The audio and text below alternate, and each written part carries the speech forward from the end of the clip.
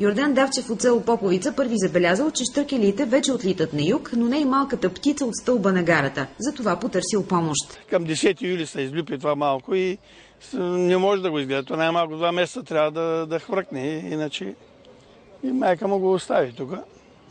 Аз се обадих 1-2 пъти в съвета. Там бяхме кмета, аз се обадил от Пловдив. Те казаха, че за Стара Загора ще го дигнат. И тази седмица 3-4 пъти да се обаждам, докато да го дигнат. Спасителната операция по сваляне на щъркелчето от стълба организираха еколози от екоорганизацията Зелени Балкани със съдействието на ФАОН. Малкото се е излюпило доста късно и родителите му са го изоставили. От близо 5 дни не е хранено и доста обезводнено и е слабо. В добро състояние ли е, както гледате? Сравнително добро състояние, да. Колко е голям?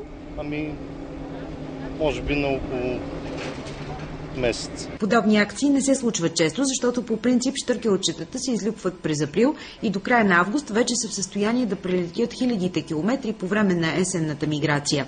Местните дори мислили да го свалят сами от стълба и да се грижат за него през зимата. До последно родителите му и бащата и майката бяха тук. Малкото щъркелче ще бъде настанено в единствения спасителен център за диви животни у нас, който се намира в Стара Загора.